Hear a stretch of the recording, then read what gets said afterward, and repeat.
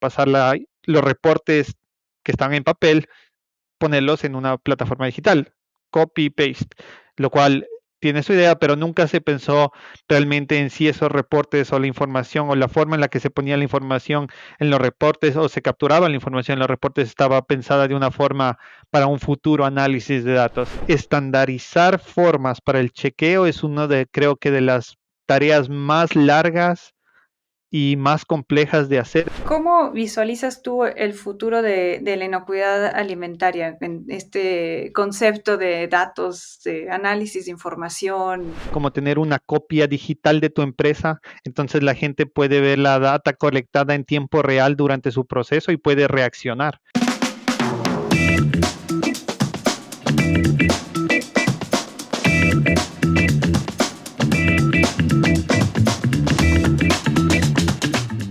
Hola, bienvenidas y bienvenidos a nuestro siguiente episodio. En este nuevo episodio tenemos el enorme gusto de contar aquí con la presencia del doctor David Vargas, que nos va a contar un poquito sobre estas nuevas eras de digitalización de datos, que nos pueden ayudar a la transformación y toma de decisiones en el área de la avicultura. Y vamos a iniciar con una breve presentación. Mi nombre es Elaine Hernández y David, si nos pudieras comentar qué es lo que estás haciendo ahorita, cuáles son tus proyectos, dónde te encuentras laborando actualmente, te lo agradeceríamos. Claro, mucho gusto. Mi nombre es David Vargas.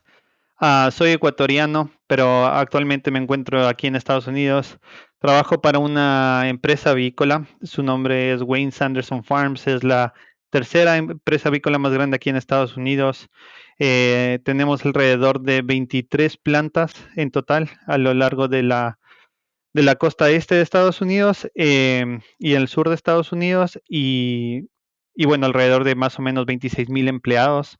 Yo actualmente soy el jefe de análisis de datos para el Departamento de Aseguramiento de la Calidad e Inocuidad en Alimentos, lo cual es una nueva posición que abrió la compañía hace 2 años, cuando yo empecé a trabajar. Entonces, llevo 2 años aquí en la empresa y, bueno, un poco creando y creciendo este trabajo y este puesto en la empresa con nuevos proyectos, nuevas ideas.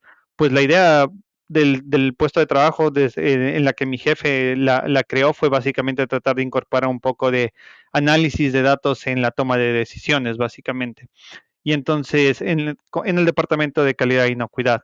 Entonces, básicamente como escritura de protocolos, desarrollo de métodos para análisis de datos, estar seguro de que el número de muestras recolectadas es el correcto y bueno, eso como por la parte de análisis de proyectos, pero también un poco como en la parte de estandarización de la información, estar seguro que los datos que se recolectan son correctos, minimizar errores, estar seguro de que la data que se está generando sea la, lo más confiable posible y que esta data también esté como en disponibilidad de la gente en tiempo real.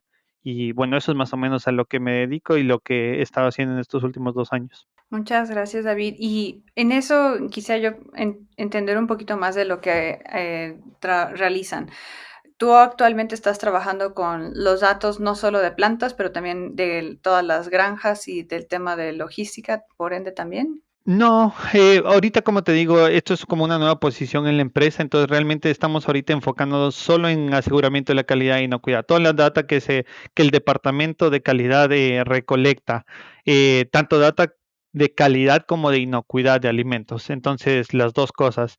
Eh, Recientemente, te voy a contar, hace como unos 2 meses, recientemente estamos empezando a un poco diversificarnos hacia el lado de operaciones y poder estar como poder empezar a trabajar un poco con la data de los procedimientos y bueno, las medidas que se toman durante un proceso de producción. En una de las plantas estamos trabajando en ello, es como algo súper nuevo, pero actualmente básicamente toda la data del Departamento de Calidad e Inocuidad. Vale. ¿Y cuáles son estos retos? Porque a pesar de ser un rol de nueva creación, debe también tener sus retos todo, ¿no? pues desde las personas que todavía no quieren dejar el lapicero y el papel y quieren seguir registrando los datos de alguna manera, y pues ahora tal vez hasta contrastes de generaciones, ¿no? También podría Sí, ser alguna de las ideas que se me viene a la mente, pero ¿cuáles son algunos de estos desafíos que te has encontrado en este nuevo rol entre las personas, los sistemas, la tecnología? claro, definitivamente lo que me estabas comentando un poco. Bueno, yo empecé hace 2 años en la empresa, pero mi jefe actual tomó el puesto de vicepresidente de calidad e inocuidad de la empresa, me parece hace como 2 años atrás de que yo empezara. Y él ya tuvo un poco la idea de empezar como la digitalización de los datos. Entonces, más o menos desde el 2022, me parece que empezamos como un poco a quitar toda la parte de chequeos de papel y ponerlos en tablets y que estas tablets lleven una información a una base de datos y uno pueda recolectar esa información en la base de datos, ¿verdad?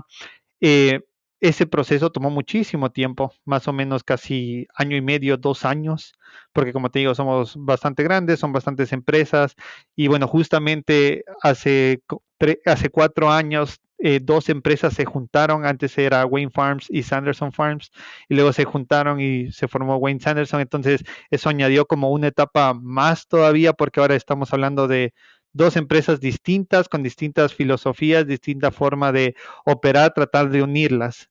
Entonces, definitivamente eso añadió un poco de complejidad al proceso. Bueno, cuando yo empecé ya estaba como la data digital. Ahora, obviamente, lo que se hizo básicamente durante ese proceso fue pasar los reportes que están en papel, ponerlos en una plataforma digital, copy-paste, lo cual tiene su idea, pero nunca se pensó realmente en si esos reportes o la información o la forma en la que se ponía la información en los reportes o se capturaba la información en los reportes estaba pensada de una forma para un futuro análisis de datos. Y cuando yo empecé la empresa y empecé a trabajar con estas pequeñas cosas, me empecé a dar cuenta de estos cosas que se podrían mejorar durante la creación de un reporte. Entonces, pensar como, por ejemplo, de que hay cierta información que se tiene que agarrar de cierta forma, estar seguro de que durante las preguntas en los chequeos no se incluye información importante para un futuro análisis, que mejor esa información sea como una variable dentro del reporte. Te pongo un ejemplo, por ejemplo, la línea, no, si tú quieres hacer un análisis por la línea de proceso, tú quieres que la forma diga qué línea estás y te respondas la línea en la que estás, no que la pregunta te diga, ¿estás haciendo el chequeo en la línea uno? Entonces, la línea uno está dentro de una pregunta en vez de ser una variable de respuesta. Entonces, ese tipo de pequeñas cositas, definitivamente creo que hubo como una complejidad, añadió un poco de complejidad en el proceso. Bueno, y bueno, la siguiente cosa que te aseguro que sí es la parte de como de cambiar la mentalidad de las personas y entender de que ahora, por ejemplo, un técnico en la recopilación de información en la planta, antes el técnico iba con su papel, tomaba el número y luego lo podía, ¿me entiendes?, guardar en una hoja de papel en su escritorio y luego tal vez ponerlo en un archivo Excel, pero ahora tienen que confiar que cuando ellos presiona el botón de que se envíe el reporte se envió, ¿verdad? Entonces, un poco de confianza en la tecnología. Definitivamente también, por ejemplo, para poder hacer esto necesitas invertir un poco en infraestructura en la planta, tener internet dentro de la planta, básicamente. Entonces, eso también añadió como un poco de complejidad y esa parte necesitas ya trabajar con otros departamentos dentro de tu empresa. Entonces, eso también fue algo muy importante y que, bueno, cuando yo empecé acá, eso ya estaba como un poco implementado y hizo un poco más fácil mi trabajo, definitivamente. Am, si quieres que te añada uno más, por ejemplo, bastante es la parte de estandarización de la información.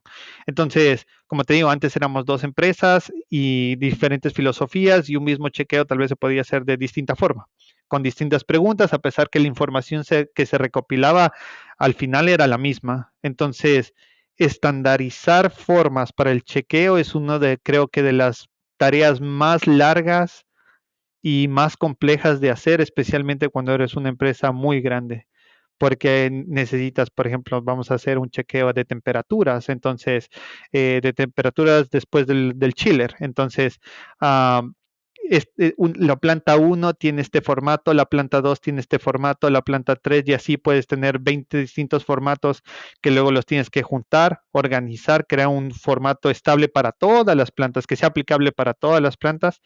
Y bueno, después de que haces eso es reentrenar a la gente, ¿verdad? Porque la gente estuvo acostumbrada a tomarlo de cierta forma y ahora tienes que cambiar la forma en lo que va a ser un nuevo documento, le añades la parte de la tablet, entonces esa parte de ahí es como súper, tienes que estar súper como eh, pensante en cómo lo vas a hacer, ir etapa por etapa y estar seguro de que la gente se siente bien y se siente con confianza de tomar la información y pues obviamente que la información que se tome sea lo más correcta posible. Sí, y otra de las retos, no sé cómo lo consideras tú, también podrá ser el idioma, ¿no? Porque tal vez a veces nosotros en español tenemos vocabularios, como estamos hablando ahorita fuera de cámaras, ¿no? Entre inocuidad y seguridad alimentaria y a veces son términos que entendemos, es el mismo, vamos a veces hacia lo mismo, pero no es específicamente el mismo vocabulario. Tú estás hablando ahorita de formatos y pues tienes que trabajar en un idioma universal, por así decirlo, ¿no? Claro, claro. Bueno, para nosotros como acá usamos inglés para todo, la verdad, entonces como que no hubo tanto problema. El problema más estuvo en que la gente que hace el chequeo a veces no entiende totalmente el inglés, ¿verdad? Entonces, entrenar, o sea, capacitaciones, entrenamiento, estar seguro de que están seguros de lo que ellos hacen, de cómo lo colectan, es súper importante. Definitivamente. Mira, el simple hecho de, por ejemplo, para nosotros en Latinoamérica, cuando usamos la coma o cuando usamos un punto, o sea, esas simples cosas, cuando antes uno hacía un formato en papel, a veces la gente ponía la coma para separar los decimales, pero en otros lados se usa la coma para separar miles y el punto para separar los decimales. Entonces, esas simples cosas a veces afectan el análisis de datos grandemente. Te pongo otra, las unidades, esa es otra. Eh, Colectar gramos o libras, colectar, por ejemplo, en milímetros o pulgadas. Hay veces que, por ejemplo, nosotros queremos reportar, a veces se mezclan las unidades en las formas, en los chequeos mismos. Uno le dice, por favor, chequeate 40 libras de producto, pero ponme el peso promedio en gramos. Entonces, es como esa parte de entender, de mantener unidades, mantener como un estándar de cómo se va a hacer y eso ayuda muchísimo el uso de la tecnología, obviamente, por ejemplo, reduces lo que nosotros le llamamos los typos o los errores, ¿verdad? De que si esta es granja doble A, hay alguien que agarra y pone granja 2A o granja AA o granja A mayúscula, A minúscula, o con una coma o con comillas, entonces todas esas pequeñas cositas, luego al momento de analizar grandes cantidades de data, se complican. Entonces, lo mejor es tratar de que esa recolección sea lo más estándar posible y, bueno, el uso de tecnología o digitalizar esa recolección de información ayuda muchísimo en ese proceso. Claro. ¿Y cuáles son las estrategias prácticas que ustedes emplearon? Ahorita me lo estabas comentando un poquito de la capacitación, ¿no? Pero ¿qué otras estrategias emplearon ustedes durante este proceso o siguen empleando? Claro, es un proceso que aún seguimos definitivamente, pero bueno, como te digo, por ejemplo, la parte de estandarizar protocolos, esa es como la primera que estamos haciendo y aún lo seguimos haciendo, estar seguros de que el protocolo por lo menos capture cierta información que es requerida. Y bueno, por ejemplo, en esa parte hay veces que ciertas plantas quieren colectar mucha más información de la que uno está pedido y no vamos a decirles que no, ¿verdad? Pero por lo menos tener ese set de preguntas establecidas que no se pueden mover, que tú estás seguro que siempre se van a colectar y para un futuro análisis. Esa es como digamos que la primera parte.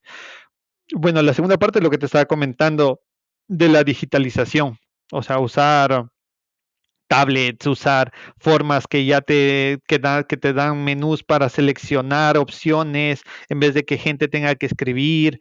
Eso ayuda muchísimo. Eh, por ejemplo, otra parte, la utilización de medidores o sensores dentro del proceso que te permite evitar que una persona vaya y tome esa medida. Por ejemplo, medidores de temperatura o de presión o de flujo de aire o de flujo de cosas. Entonces eso ayuda también bastante como en mitigar esos errores y ayudar a la recolección de información. Am, y bueno, ahora que estamos en la era de que todo mundo anda hablando de inteligencia artificial, ¿verdad? Entonces, por ejemplo, nosotros estamos trabajando mucho en tratar de cómo incorporar cámaras para inspecciones de ciertas cosas, poder hacer como calificaciones de producto, ver defectos, ver si es que una máquina está operando en la capacidad que queremos que opere. Y bueno, por ejemplo, eso obviamente antes con personas tú podías hacer dos, tres chequeos por turno y bueno, al incorporar una cámara, la cámara nunca se cansa, entonces la cámara te va a chequear eh, todo el tiempo cada uno de las cosas que necesitas chequear. Entonces, eso ayuda bastante. Y bueno, para finalizar, lo que yo te diría es tratar de tener esa idea de integrar sistemas.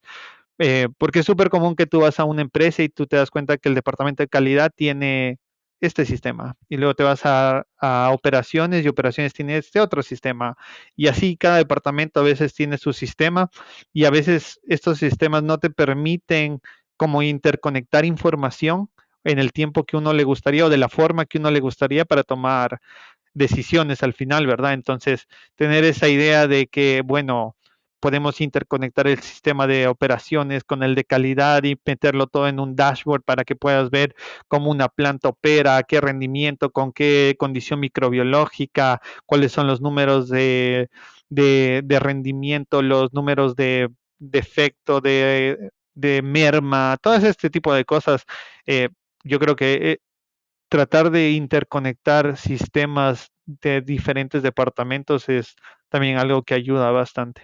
Sí, sí, eso estoy totalmente de acuerdo contigo. Yo trabajo en el tema de bienestar animal y nos toca trabajar con la gente de granja, con la gente de planta también, pero también con la gente de transporte y a veces encuentras que a veces miden la misma cosa de maneras diferentes o a veces en sistemas totalmente, ¿no? Desde el que lo anota también en la servilleta o hasta ya me ha tocado ir a hacer auditorías a empresas que como bien tú dices ya tienen la tableta, le digo, ¿y la mía dónde está? Ustedes ya vienen aquí, me ayudan a hacer la auditoría, me vienen con su tableta y muy, muy tecnológicos, muy, muy pros, todos, pero vas a la planta y tienen otra tecnología, ¿no? Otra, y es la misma empresa, ¿no?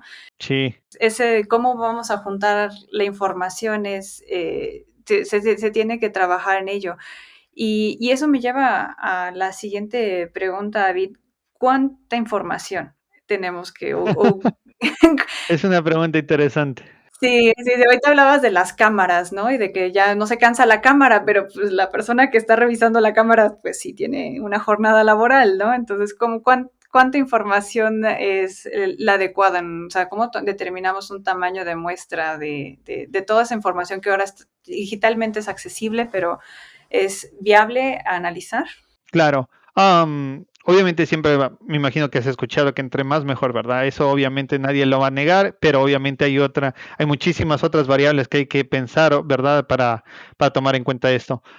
Por ejemplo, en lo que te digo de la cámara, obviamente utilizar inteligencia artificial para que la cámara lo haga por ti, para que la cámara detecte por sí sola y no necesites a una persona ahí viendo la cámara.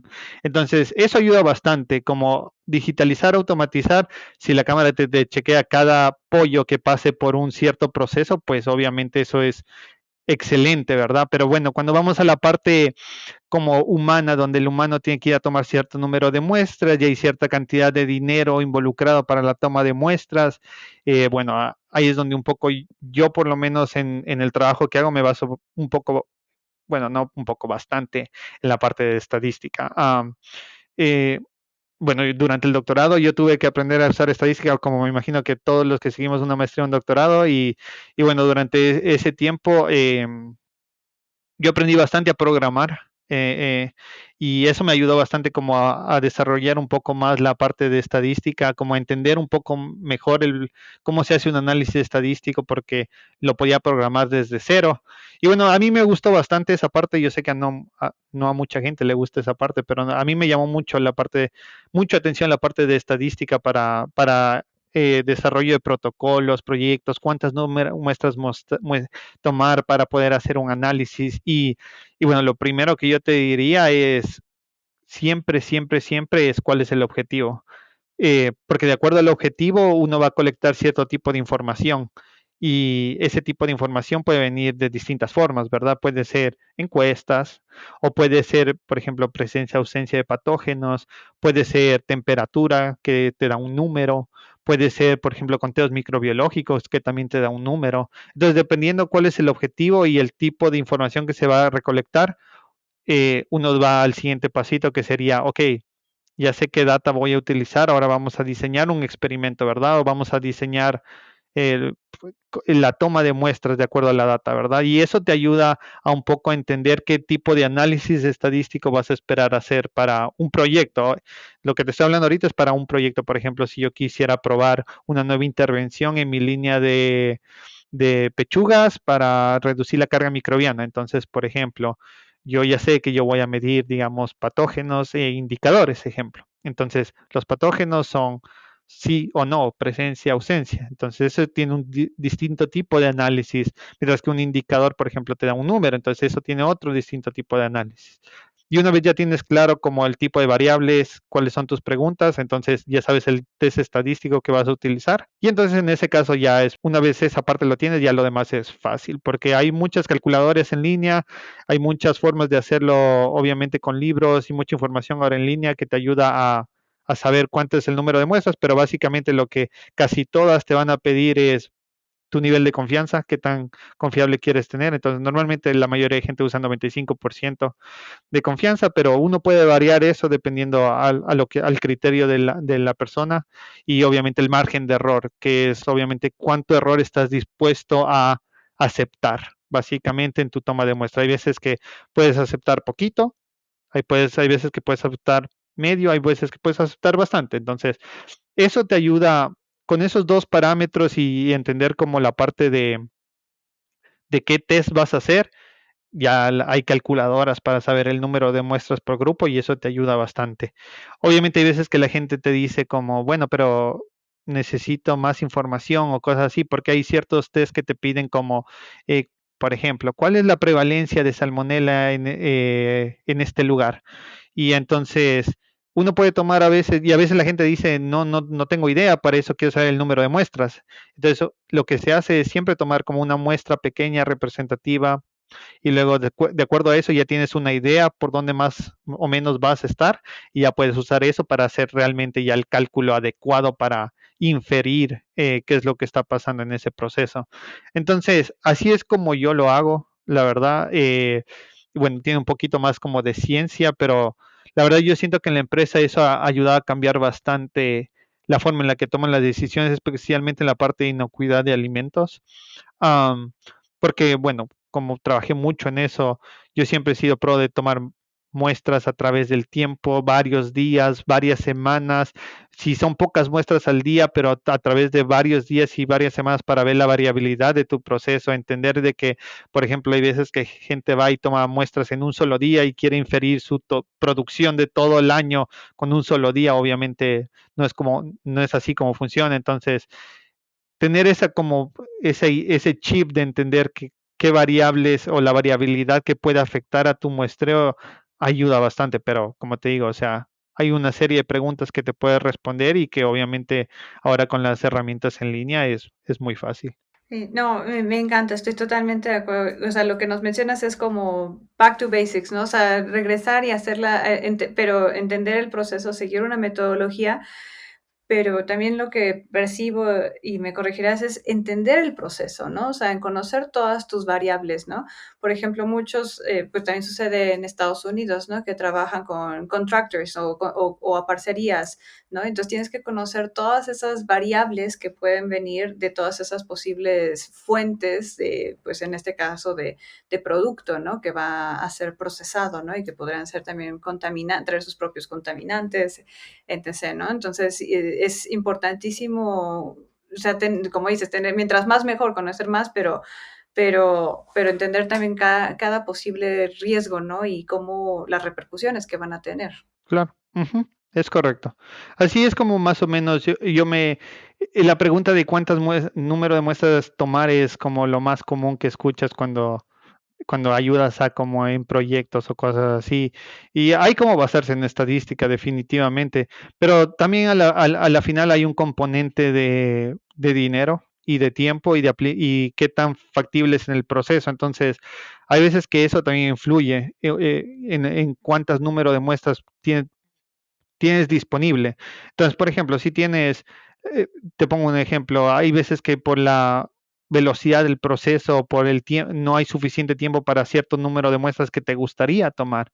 Entonces es una variable que tienes que tomar en cuenta y obviamente pensar de que si solo puedes tomar ese número de muestras es la realidad y obviamente cuando hagas tu análisis reportar con ese número de muestras qué confianza tienes y qué margen de error estás esperando de ello. Entonces, hay veces que la gente dice como, no, no sé cuánto, pero realmente es importante. El número de muestras, nivel de confianza y la precisión o el error que estás dispuesto van de la mano. Entonces, hay veces que tomar pocas muestras es lo que se puede, pero entonces tienes que reportar qué tan preciso va a ser tu análisis y obviamente el nivel de confianza y obviamente de acuerdo a eso puedes tomar decisiones sí o no. Y me vas a desviar un poquito con un comentario que hiciste sobre lo que estamos platicando de las cámaras, por ejemplo, con la inteligencia artificial. Algo Ajá. que tú tienes toda esta formación y que yo creo que a veces escuchas ya muy a la ligera, no sé si te ha pasado, ¿no? Que dicen, con inteligencia artificial lo resolvemos, ¿no? Cuando realmente, pues, es todo un mundo la inteligencia Sí, artificial, ¿no? O sea, machine learning, todo lo de, todas las diferentes estrategias y abordajes que se pueden hacer con inteligencia artificial cae en lo mismo, ¿no? Tienes que establecer un muestreo, o sea, qué es lo que cuál es tu objetivo, como bien mencionabas tú, ¿no? Y también cómo vas a emplear la misma inteligencia artificial, ¿no? Tienes que establecer toda una metodología. claro, es correcto. Definitivamente dependiendo del tipo de análisis que quieres hacer, am, por ejemplo, yendo atrás a lo que estábamos hablando acerca, por ejemplo, de una cámara inspeccionando la pododermatitis en las patas de los pollos, ejemplo. Entonces, obviamente para desarrollar un algoritmo que te permita hacer eso con cámaras, ¿verdad? Entonces hay un periodo de entrenamiento de la cámara, ¿verdad? Entonces necesitas darle ejemplos de qué es lo que es factible, de qué no, qué es lo que quieres clasificar, qué es lo que no quieres clasificar y empezar a entrenar el modelo, darle tiempo para entrenar el modelo. Normalmente cuando uno empieza, los modelos nunca empiezan al 90% de confianza y que siempre van a ser lo perfecto, ¿verdad? Uno empieza a veces con modelos de 50, 60% y uno lo va lo que le llaman tuning, como arreglando, optimizando poco a poco. Y así es como va creciendo y mejorando el algoritmo hasta que a cierto punto tú llegas a tener un algoritmo que es muy capaz de clasificar de la forma en la que uno quiere, ¿verdad? Y bueno, una vez acabas de entrenar, luego tienes que testear ese algoritmo. Entonces lo comparas contra la realidad, ¿verdad? Entonces, si tu algoritmo te dice que, por ejemplo, en estas 100 patas hubo 20 que tenían pododermatitis, por ejemplo, y tú contaste 30, entonces ya tienes un valor para comparar, ¿verdad? Y luego quieres irlo mejorando, mejorando, mejorando hasta que a cierto punto eres igual de parecido, ¿verdad? Que un humano. Y obviamente durante el entrenamiento, la máquina, digamos así, o el algoritmo va a aprender de quien lo entrena. Entonces, si la persona que está haciendo la clasificación tiene ciertos parámetros para clasificarlo, la máquina va a aprender de él. Entonces, eso es súper importante. Entonces, tener a alguien que sepa y que está seguro de que lo que está haciendo y las decisiones que toma son las mejores es también súper importante. Y por eso hay veces que algoritmos que se crean para ciertas empresas no funcionan en otras, porque estos tienen que ser entrenados de acuerdo a tu proceso y cómo tú tomas tus decisiones. Exacto, y eso es lo que me lleva a la otra pregunta. O sea, ¿tienes ejemplos de cómo toda esta recolección de información, digitalización de datos ha servido para la toma de decisiones? Uf, sí. Te voy a hacer uno súper simple. Por ejemplo, eh, validación de intervenciones.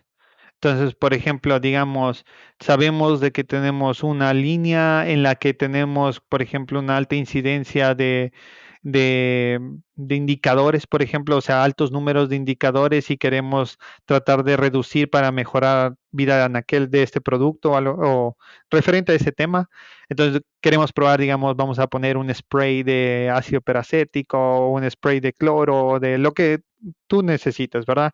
Eh, y tú quieres añadirlo, puede ser un tanque, por ejemplo. Entonces, validar que ese tanque está funcionando y está haciendo la acción que uno quiere, ¿verdad? Porque yo siento que antes había mucho esto de, lo pongo y tiene que funcionar y ya. En cambio, ahora hay mucho de, vamos a testearlo. Vamos a probar estadísticamente de que al poner un tanque de aquí o una intervención de ácido peracético para reducir los indicadores en este punto realmente lo hace. Entonces se escribe un protocolo, se toma muestras en ciertos tiempos, la data viene hacia mí, yo la analizo y doy mis conclusiones, sí o no estadísticamente. Entonces hay veces que te das cuenta que hay veces intervenciones que para una parte funcionaban, para otra no. Y eso es muy común, algo que yo me he dado cuenta que un tanque de intervención con 5 segundos a cierta concentración de partes por millón de ácido peracético para pechuga no funciona igual que para alas o no funciona igual que para muslos. Entonces, ese tipo de cosas ha ayudado bastante para poder añadir intervenciones o compra de equipo, por ejemplo, digamos, había una empresa que queríamos comprobar si es que podríamos filtrar el agua de la escaldadora y obviamente con un constante filtración mantener esa agua mucho más limpia, ¿verdad? Y entonces probamos el filtro y nos dimos cuenta que el filtro realmente no estaba haciendo el trabajo que nosotros queríamos. Y bueno, ¿qué pasó con eso? Luego el filtro, la compañía que nos ofreció este filtro, luego fue otra vez, hizo análisis, se dio cuenta de que debieron mejorar aquí, acá, añadir un poco acá, y bueno, lo volvimos a probar después y esta vez sí funcionó. Entonces, gracias a que se hizo una prueba en base a estadística, eh, y un proyecto y un protocolo nos ayudó a tomar decisiones en esos casos y bueno, en este caso hasta mejorar a la empresa que ofrecía este servicio, ¿verdad? Ah, por ejemplo, te pongo otra parte en la parte de como de productos listos para consumo, ¿verdad? Que nosotros desarrollamos un producto y tenemos cierto riesgo, por ejemplo, de que nos dan una salsa y esa salsa viene de alguna empresa afuera y cuál es el riesgo de que esa salsa pueda contaminar nuestro producto listo para el consumo. Entonces, qué número de muestras hay que tomar, dónde hay que tomar, por qué hay que tomar, qué proceso de validación hay que hacer. Ahora lo respaldamos muchísimo en la estadística. Entonces, de acuerdo a estudios que nosotros hacemos, número de muestras, ya podemos saber si es que hay riesgo, no hay riesgo, qué nivel de riesgo hay y tomar decisiones de acuerdo a eso. Am, ¿Qué otra te puedo poner? Por ejemplo, queríamos añadir un equipo en una de nuestras líneas para saber si es que podíamos reducir como el grosor de un pedazo de carne de pollo que queríamos vender para una empresa.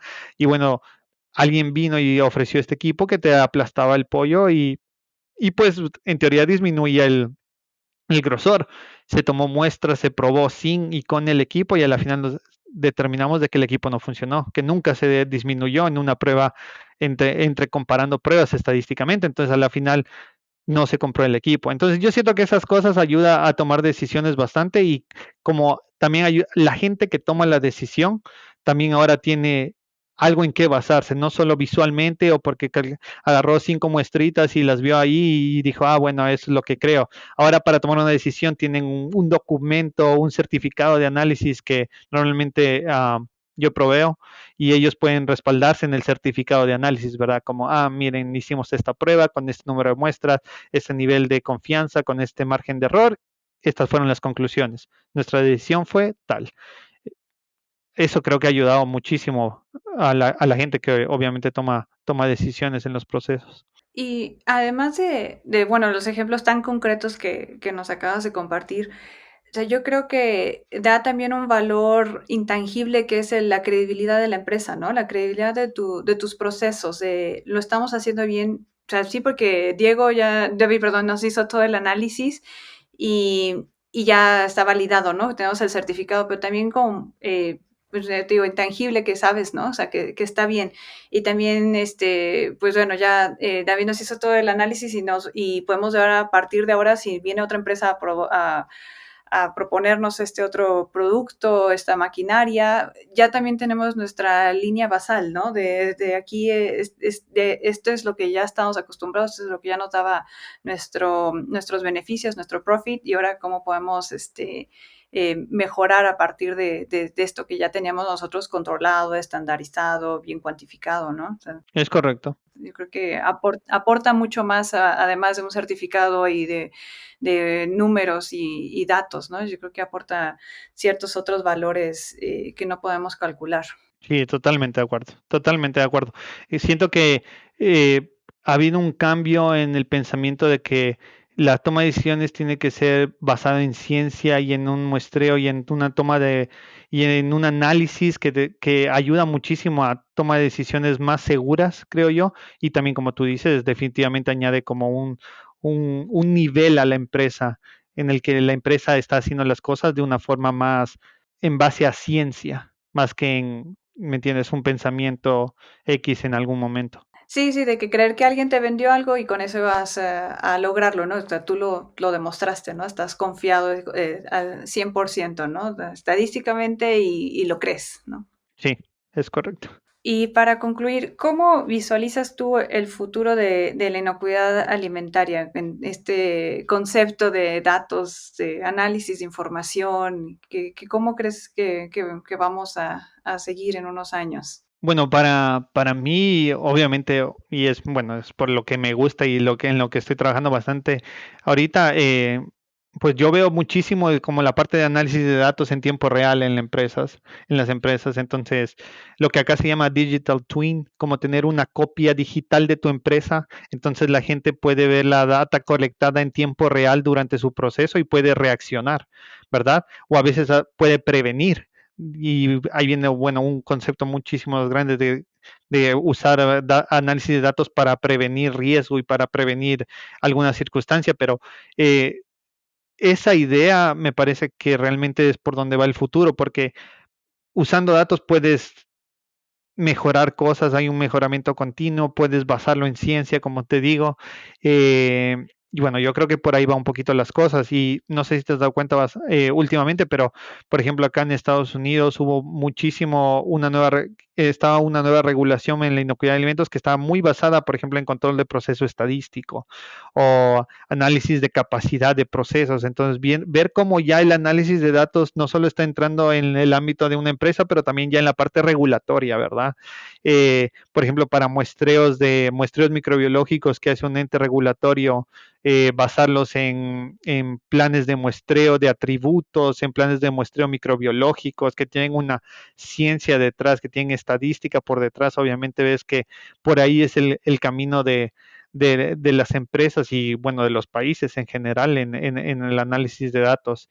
Um, Definitivamente para poder alcanzar algo así, la empresa necesita invertir y invertir en muchas cosas, como yo te estaba contando. Por ejemplo, no es solo decir, bueno, voy a digitalizar la información, sino, bueno, necesito poner Wi-Fi, necesito comprar tablets, necesito tener un sistema donde esta información va a ir, necesito una persona que lo maneje. Tu departamento a veces de informática no tiene tal vez esas capacidades, entonces necesitas traer talento, ¿verdad? Que permita manejar esas capacidades. Luego, gente que tenga el conocimiento para un análisis de los datos, gente que tenga la capacidad para luego, por ejemplo, generar proyectos, hacer conclusiones.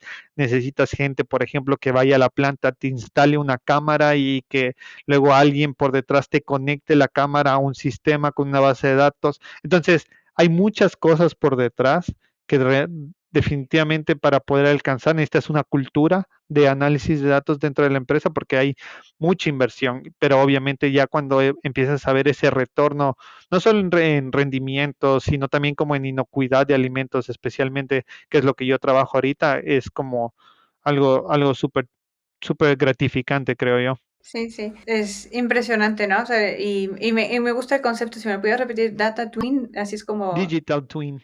ok, digital twin, ok, y la traducción en español, ¿cómo sería? Es como, sería una copia digital, es como un gemelo digital de tu planta, digamos así. Ok, ok, genial, genial, me encanta. Y bueno, no queremos quitarte más tiempo, David, pero si nos pudieras, ahora sí, la pregunta más difícil, está muy interesante, yo creo que podremos hablar y hablar, pero tenemos que cerrar esto. Pero bueno, nos gusta aquí concluir con una última pregunta, que yo la más difícil, que es, ¿a quién nominarías tú? ¿Quién crees de tus colegas, conocidos, o que quisieran participar también en este tipo de entrevistas para compartir sus experiencias y también estar un poquito más en contacto con productores, avicultores y también gente en academia que estamos trabajando en el área de la avicultura? Ah, chévere. Pues a mí me gustaría dominar a Dani Patiño. Él es un amigo mío desde la universidad. Los dos fuimos a Zamorano en Honduras. Estudiamos agroindustria alimentaria y bueno, yo me especialicé un poco más en la parte cárnica y de inocuidad, pero él se enfocó muchísimo en la avicultura y nutrición. Él trabaja ahorita para la parte de avicultura en Centro y Sudamérica de Trout Nutrition, que es una empresa grande por allá. Y bueno, yo creo que él sería una persona muy capacitada para hablar de sus temas de nutrición y cosas relacionadas con la avicultura. Excelente, muchísimas gracias, David. Pues nos gustaría también, si tuviéramos la oportunidad y si tuvieras también tú el espacio para estar con nosotros y compartir en otro episodio un poquito más de todos estos datos, porque yo creo que este solo es un pequeño inicio, pero yo creo que tiene muchísimo futuro, ¿no? Yo creo que sí deberíamos estar enfocados en la gestión de datos, porque pues si no medimos, pues no sabemos cómo vamos a mejorar. Claro. Sí, ya yo más que dispuesto siempre.